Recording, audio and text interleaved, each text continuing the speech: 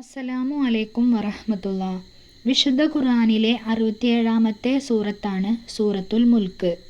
30 ആയത്തുകളുള്ള ഈ സൂറത്ത് അവതരിക്കപ്പെട്ടത് മക്കയിലാണ്. അബൂ ഹുറൈറ റളിയല്ലാഹു അൻഹുവിൽ നിന്ന് നിവേദനം. നബി സല്ലല്ലാഹു അലൈഹി വസല്ലമ പറഞ്ഞു, 30 ആയത്തുകൾ ഉള്ള ഒരു സൂറത്ത് ഖുർആനിലുണ്ട്. അത് അതിൻ്റെ വക്താവിനു പാപങ്ങൾ പുറത്തു കൊടുക്കുന്നത് വരെ ശഫാഅത്ത് ചെയ്തു. അതത്രേ തബാറക്ക സൂറത്ത്. സൂറത്തുൽ മുൽക്കിനെ തബാറക്ക സൂറത്ത് എന്നും അറിയപ്പെടുന്നു. ഈ സൂറത്ത് പതിവായി പാരായണം ചെയ്യുന്നവർക്ക് ഒട്ടേറെ പുണ്യങ്ങൾ ലഭിക്കും. 30 ആയത്തുകൾ ഉള്ള ഈ സൂറത്തിൻ്റെ ഏറ്റവും വലിയ പ്രത്യേകത ഖബറിലെ ശിക്ഷയിൽ നിന്നും രക്ഷ നൽകും എന്നതാണ്.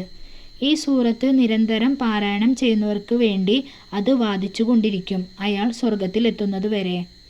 ഇബ്നു മസ്ഊദ് റിപ്പോർട്ട് ചെയ്ത ഹദീസിൽ ഇപ്രകാരം കാണാം: ഖബറിനുള്ളിൽ കിടക്കുന്ന മനുഷ്യൻ്റെ കാൽപാദത്തിൻ്റെ പരിസരത്തുകൂടി അള്ളാഹുവിൻ്റെ ശിക്ഷകൾ വരുമ്പോൾ പാദങ്ങൾ പറയും, എൻ്റെ അരികിലൂടെ വരാൻ വഴിയില്ല, കാരണം അദ്ദേഹം സൂറത്തുൽ മുൽക്ക് ഓതിയിരുന്നവനാണ്. ശേഷം നെഞ്ചിൻ്റെയോ വയറിൻ്റെയോ ഭാഗത്തുകൂടി ശിക്ഷകൾ വരുമ്പോൾ, ഇതിലൂടെ വരാൻ നിനക്ക് സാധിക്കില്ല, ഇദ്ദേഹം സൂറത്തുൽ മുൽക്ക് ഓതിയിരുന്നു എന്ന് പറയും. ഈ സൂറത്ത് ഖബറിലെ ശിക്ഷകൾ തടയുന്നതാണ്.